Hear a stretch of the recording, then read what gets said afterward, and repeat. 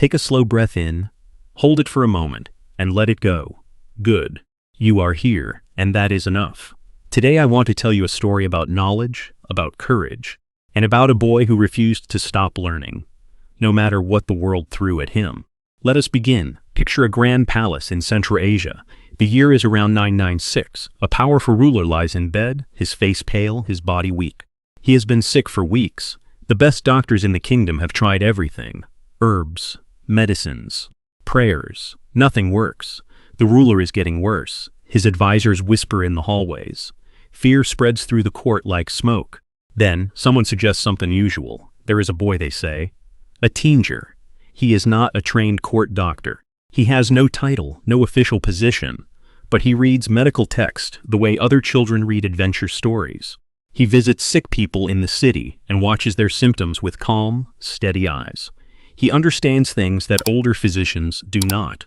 The advisors look at each other. A teenager treating the ruler? It sounds ridiculous. But the ruler is dying. And when death is close, you try anything. The boy is brought to the palace. He walks through the tall doors. He is young, quiet, serious. He does not look nervous. He approaches the bed, studies the ruler's face, checks his pulse, asks careful questions. The older doctors stand back and watch. This boy's name was Ibn Sina. In the West, many people know him as Avicenna, and he would become one of the most important thinkers in human history. A scholar who changed medicine forever. A scholar is a person who studies deeply and becomes an expert in a subject. But we are getting ahead of ourselves. Let us go back to the beginning. Ibn Sina came in the world in the year 980. He was born in a small village called Avicenna, near the city of Bukhara. Today, that region is part of Uzbekistan in Central Asia. 1,000 years ago, though, Bukhara was one of the greatest cities on earth, a center of learning, trade, and power. Scholars traveled from distant lands to study there. The markets overflowed with silk and spices. The mosque rose tall and beautiful against the sky, and the library held thousands of books. His father worked for the government. He was an official in the Samanid administration. The Samanids were the dynasty that ruled the region. A dynasty is a family that holds power for many generations, one after another. The Samanid dynasty controlled a large part of Persia and Central Asia. They valued knowledge.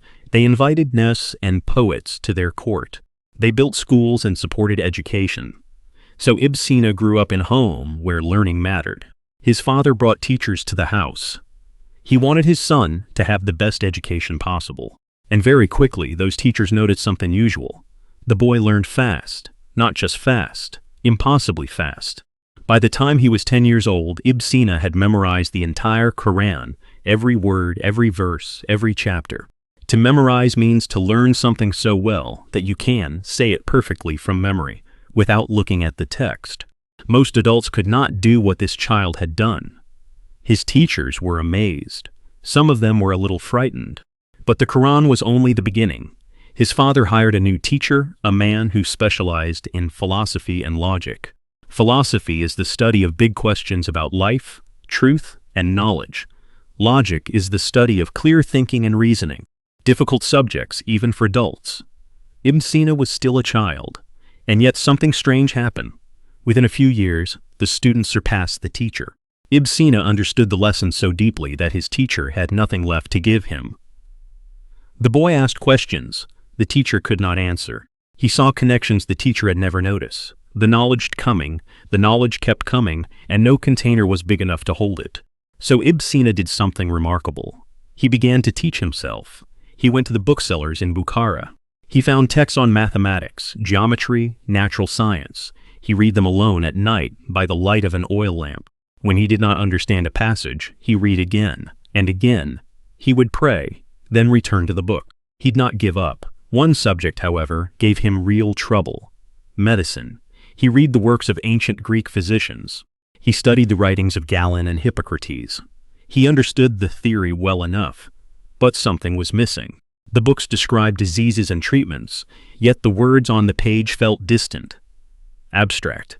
He could memorize the symptoms, but he wanted to understand the body itself. He wanted to see how illness actually worked inside a living person. He was 14 years old. Most boys his age thought about games, about friends, about the ordinary pleasures of being young. Ibn Sina thought about the human heart, about fevers and infections, about why some people recovered and others did not. He began to visit the sick. He watched older doctors work. He paid attention to everything: the color of a patient's skin, the speed of their breathing, the heat of their forehead. He was not just reading about medicine anymore. He was practicing it, and he was still a teenager. Then one day, an opportunity arrived that would change his life forever. A desperate message from the royal palace. The Emir of Bukhara was sick. The Emir was the ruler of the entire Samanid dynasty, the most powerful man in the region. His name was Ibn Mansur, and he was dying. His court physicians had tried everything. They prepared medicines from herbs and minerals. They followed the old Greek methods. They bled him, which was a common treatment at the time. Bleeding means cutting a small opening in the skin to let blood flow out. Doctors believed this could remove illness from the body. Nothing worked. The Emir grew weaker by the day. His skin turned pale. He could barely eat. The palace was heavy with worry. Someone at the court had heard about the young scholar from Bukhara, the boy who read medical text by lamplight, the teenager who visited sick people and studied their symptoms with the careful eyes of a much older man. A boy treating the ruler? It sounded impossible, but the Emir was desperate. When you are dying, you do not care how old the person is who might save you. Ibn Sina was brought to the palace. Picture this moment: 16, maybe 17 years old. He walked through tall doors into a room full of older men, experienced doctors, advisors, officials, all of them watching him, some with hope, some with doubt, a few, probably, with quiet anger. Who was this child? He approached the Emir's bed. He studied the ruler's face. He checked his pulse. A pulse is the steady beat you feel in your wrist or neck, caused by your heart pushing blood through your body. Ibn Sina pressed his fingers gently against the Emir's and counted. He asked questions. What did the Emir eat? When did the symptoms begin? Did the pain move, or did it stay in one place? The older physicians watched in silence. This was not how a boy was supposed to behave. He was calm. He was methodical. Methodical means doing things in a careful, organized way, step by step. He did not rush. He did not guess. Then he made his diagnosis.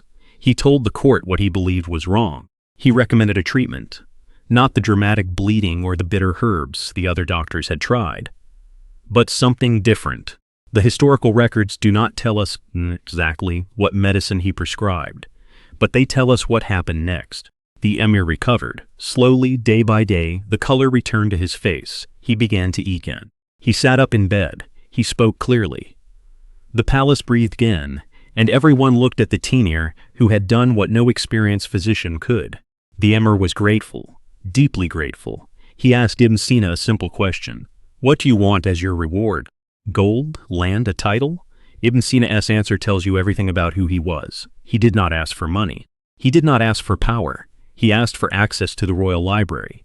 The Samanid royal library was legendary. Thousands of manuscripts on every subject: medicine, astronomy, philosophy, poetry, mathematics, history. Some of these texts existed nowhere else in the world.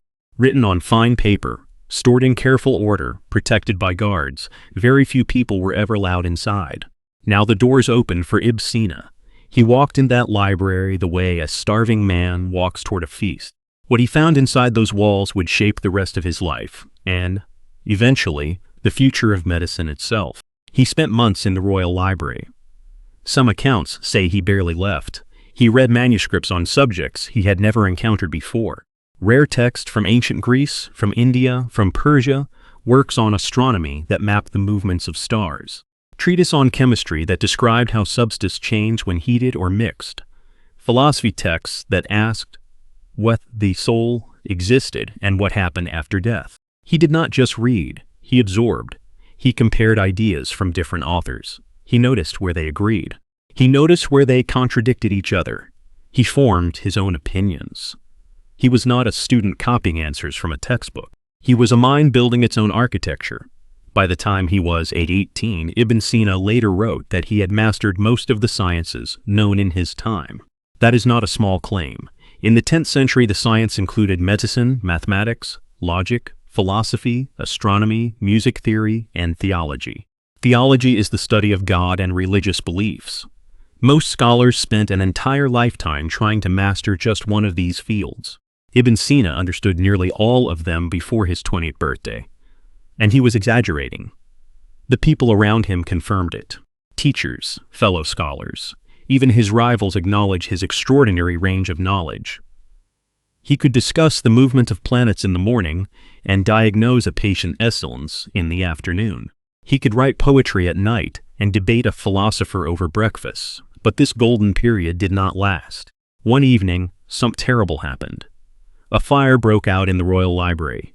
The flames spread quickly through the dry paper and wooden shelves. Manuscripts that had survived for centuries turned to ash in hours. Some people later accused Ibn Sina of starting the fire smells so that no one else could access the knowledge he had gained.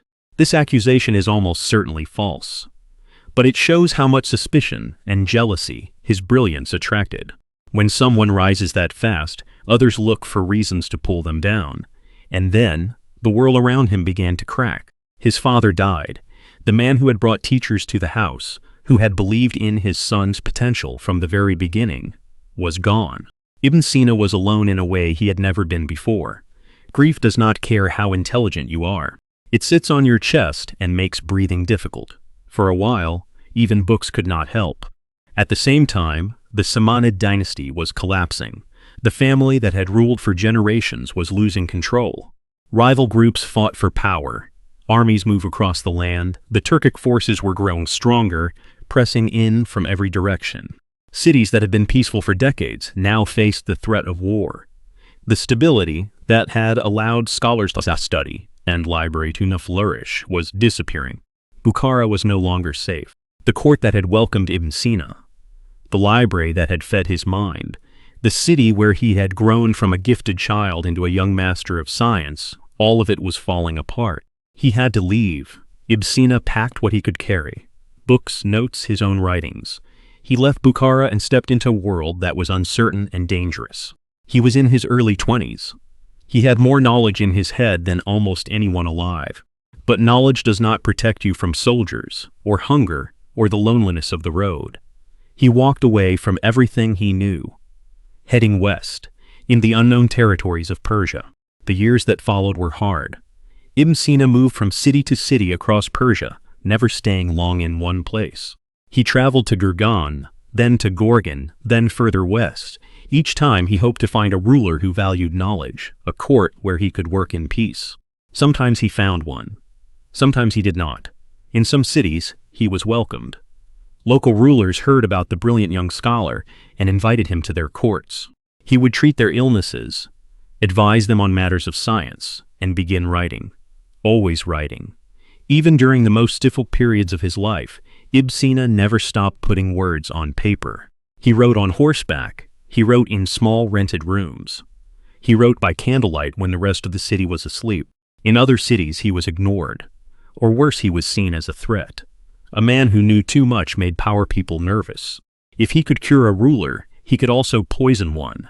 If he understood politics and philosophy, he might influence the wrong people. Trust was rare in those unstable times. He nearly died more than once. There were periods when he had very little food. Periods when he slept outside, exposed to the cold desert nights of the Persian plateau. He was a genius with no home, carrying a library inside his skull. Eventually, he reached the city of Hamadan in western Persia. The ruler there was a man named Shams al-Dawla. He was suffering from a painful stomach illness that his own doctors could not explain. Once again, Ibn Sina was called to help. Once again, he succeeded. He diagnosed the problem and prescribed a treatment that brought the ruler relief. Shams al-Dawla was so impressed that he did more than just thank Ibn Sina. He appointed him vizier. A vizier is the highest advisor to a ruler, almost like a prime minister. It was one of the most powerful positions in the government. Ibn Sina, the wandering scholar, was now helping to run an entire region. But power brings enemies. Other officials in the court were jealous. They had spent years climbing the ranks, building alliances, earning the ruler's trust. And now this outsider, this wandering doctor, had jumped ahead of all of them. They whispered against him. They spread rumors, They told soldiers that Ibn Sina was dangerous, that he was secretly working for rival powers. The situation grew worse. Some of the military officers openly opposed him. They demanded that Shams al-Dawla remove Ibn Sina from his position. A few even called for his execution. To execute means to kill someone as a punishment, usually by order of the government. The ruler refused to go that far. He valued Ibn Sina too much, but the pressure was enormous. Then Shams al-Dawla died. The stomach illness returned, and this time, even Ibn Sina could not save him. A new rule took power in Hamadan. This new ruler did not share his predecessor's admiration for the scholar. Ibn Sina was arrested. Soldiers came to his home, took him by the arms, and brought him to a fortress. The charge was political disloyalty. The evidence was thin. It did not matter. He was locked inside a stone cell with no books, no instruments, no patients to treat. The man who had spent his entire life filling his mind was now trapped inside four walls with nothing but his own thoughts. Most people would have broken. Most people would have sat in the darkness and waited for the end. Ibn Sina was not most people. In that prison cell, he did the only thing he knew how to do. He worked. He had no library, no shelves of manuscripts, no oil lamp burning over a wooden desk. But he had his memory, and his memory was extraordinary.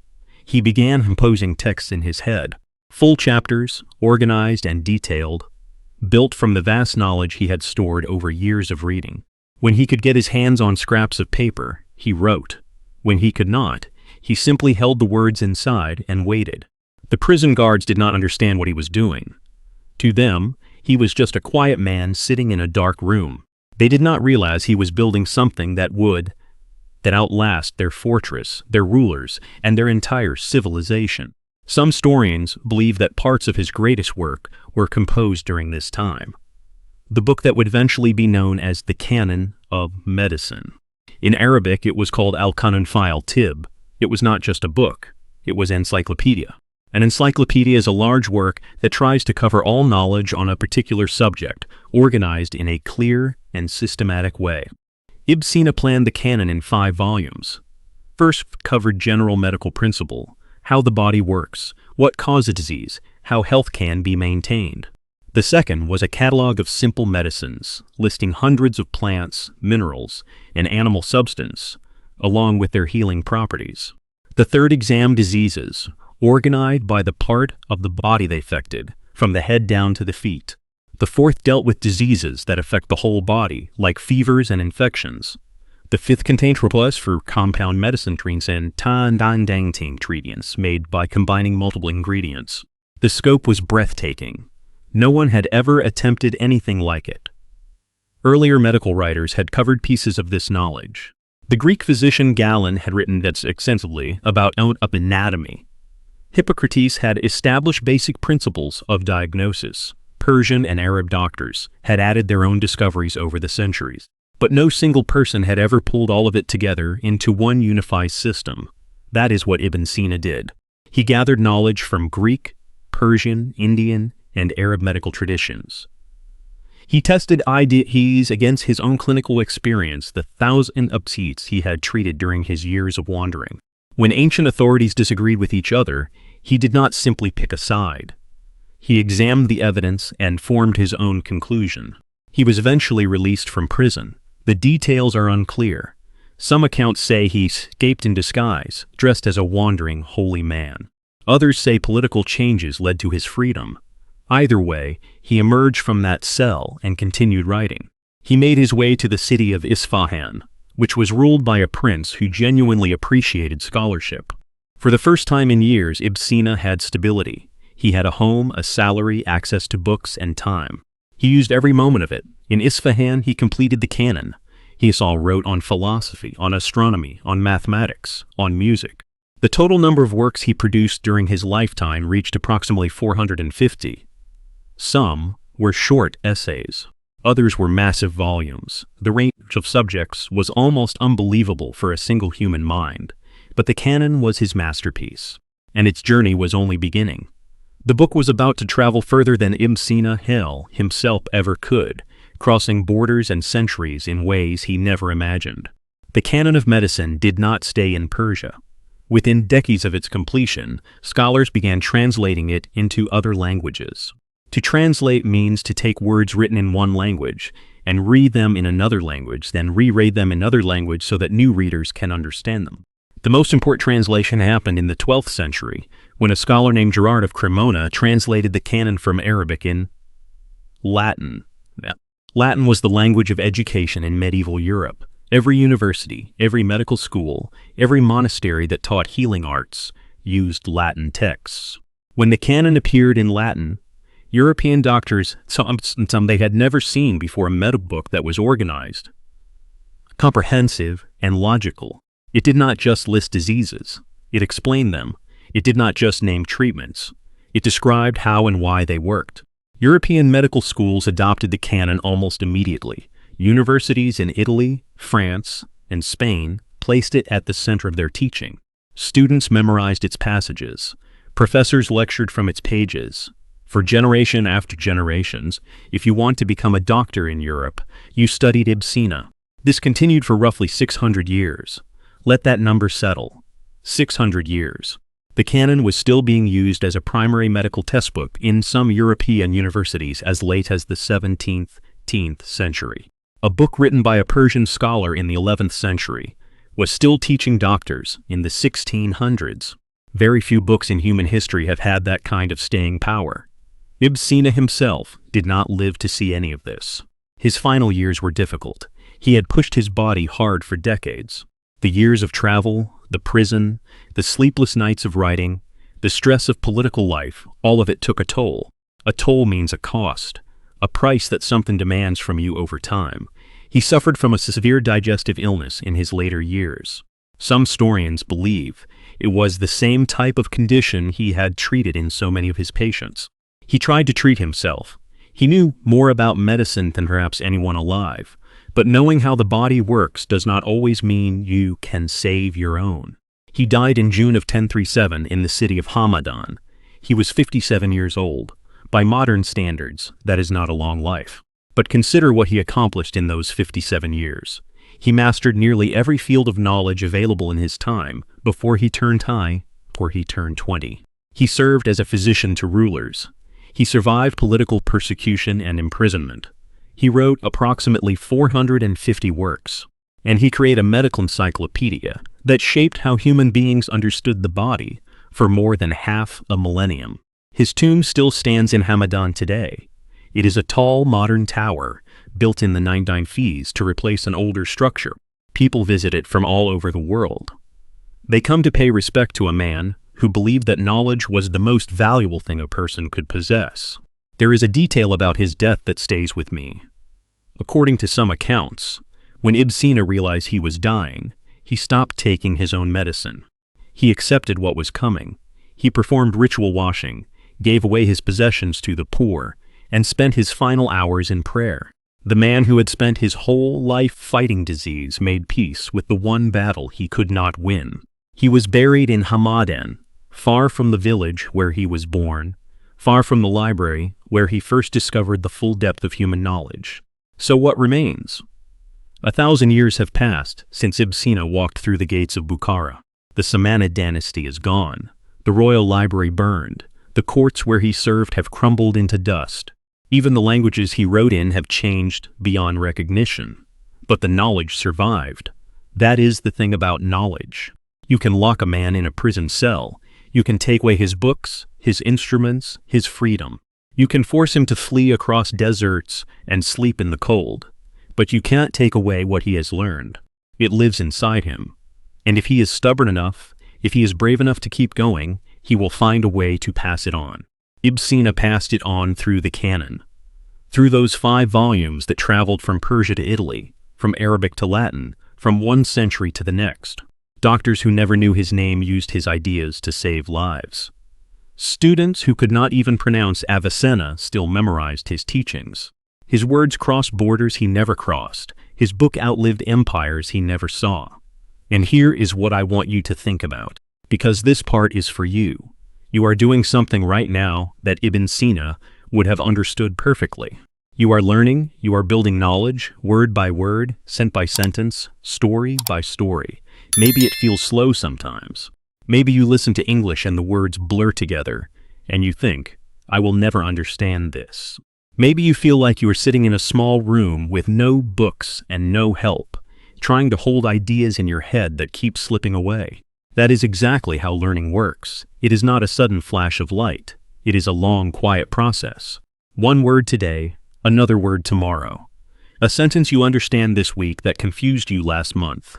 Progress so gradual you almost cannot see it while it is happening. Ibn Sina did not the Canon in a single night. He built it over years, across cities, through wars and prisons and loss. He carried the pieces inside his mind until he found a place to set them down on paper. Your English is the same. Every episode you listen to, every new word you learn, every time you hear a sentence and think, oh, I understood that you are adding another page to your own book. And that book will last. Trust me, it will last. Now I have a question for you, and I would love to read your answer in the comments. Think about Ibn Sina's life.